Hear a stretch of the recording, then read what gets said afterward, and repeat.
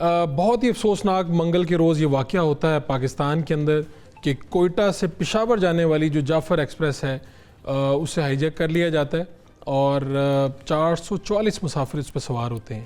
اور پھر کئی روز یہ ایک تکلیف دہ عمل تھا کہ آپریشن کے بعد لوگوں کو بازیاب کروایا جاتا ہے اور جو وہاں پہ لوگ زخمی ہوتے ہیں، جو لوگ شہید ہوتے ہیں، ہمارے ایجنسیز کے بھی، ہمارے اداروں کے لوگ بھی اس آپریشن کے دوران. لیکن بہرحال یہ بہت کامیاب اور بڑا آپریشن کر کے ان کو وہاں سے بازیاب کروایا جاتا ہے. ترجمان دفتر خارجہ اپنی اسٹیٹمنٹ جاری کرتے ہیں. قومی اسمبلی میں اس کے اوپر مذمتی قرارداد بھی آئی جو کہ منظور ہوئی باریک صریت سے، اور خاص طور پہ یہ جو ترجمان دفتر خارجہ کا کہنا ہے کہ انڈیا سے اس کے تانے بانے سارے جڑے ہیں. پھر جو کاز ٹریس ہوئی ہیں وہ ہمارے ہمسائے افغانستان سے بھی، وہاں سے بھی سراغ مل رہا ہے. تو اس ساری جو واقعہ ہوا اس کی کڑیاں کہاں سے ملتی ہیں، کیا ہونے جا رہا ہے، اس ساری صورتحال کے بعد وزیر اعظم پاکستان خود بلوچستان گئے، کوئٹہ میں اعلیٰ سطحی اجلاس بھی ہوا. تو آج کے پروگرام میں اسی پہ بات کریں گے. اس سانحے کے اوپر ہمارے جو بیورو چیف ہیں بلوچستان کے فرید اللہ، انہوں نے کیا دیکھا، کیا حالات ہیں، انہی سے پوچھتے ہیں. ہمارے ساتھ موجود ہیں فرید اللہ. سب سے پہلے تو یہ بتائیے گا کہ اس وقت کیا، جب ہم آپ سے بات کر رہے ہیں، کیا حالات ہیں وہاں پہ، کیا سچویشن ہے، کیا دیکھ رہے ہیں آپ؟ جی، اگر بلوچستان کے حالات کی بات کریں امن و امان کے لحاظ سے اتنے تسلی بخش نہیں جتنے ہوا کرتے تھے. یہ جو افسوسناک واقعہ ہوا ہے، حملہ کیسے ہوتا ہے، آپ وہاں پر آپ نے کیا دیکھا جب آپ موقع پر پہنچتے ہیں؟ ایسے ہے کہ 11 تاریخ کو صبح 9 بجے جعفر ایکسپریس کوئٹہ سے روانہ ہوئی پشاور کے لیے. جیسے یہاں کوئٹہ سے روانہ ہوئی تقریباً 3-4 گھنٹے کے بعد جو ہے جہاں حملہ ہوا ہے پولیس اسٹیشن سے آگے سرنگ نمبر آتی ہے 8 اور 9 کے درمیان پہنچی.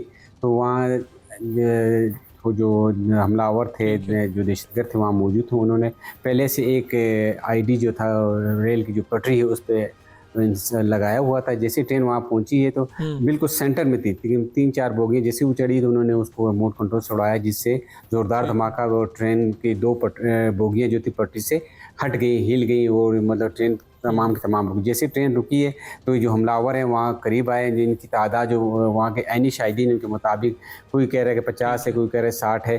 ان تمام نے پوری ٹرین کو رغمال بنایا. ان میں سے انہوں نے خواتین اور بچوں کو الگ کیا.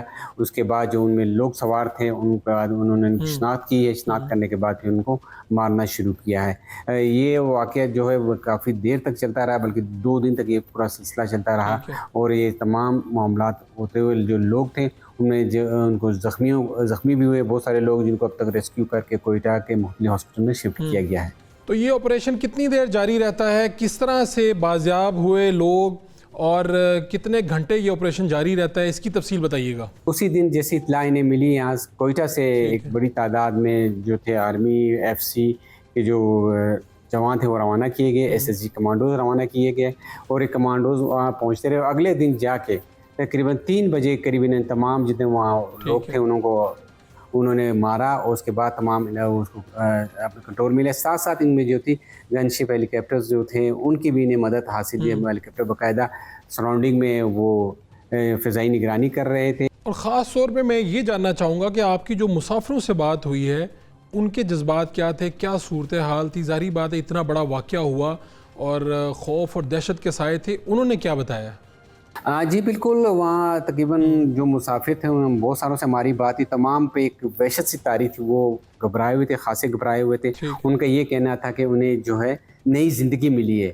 جو حالات انہوں نے دیکھا، ان کی آنکھوں کے سامنے جو لوگ تھے انہیں مارا گیا، انہیں شہید کیا گیا، تو پریشان تھے. کچھ لوگ تو پورے سینس میں تھے، ہوش حواس میں تھے، اور اکثر لوگ زیادہ تر بات کرنے کے کنڈیشن میں نہیں تھے کیونکہ اتنے زیادہ پریشان تھے، کیونکہ خوف غصہ ماحول تھا. تقریباً 2 دن تک مسلسل فائرنگ ہوتی رہی، جن کے درمیان میں پھنسے رہے، اور وہ جو بچ گئے وہ اللہ کا شکر بجا لا رہے تھے کہ اللہ نے انہیں ایک نئی زندگی دی. جی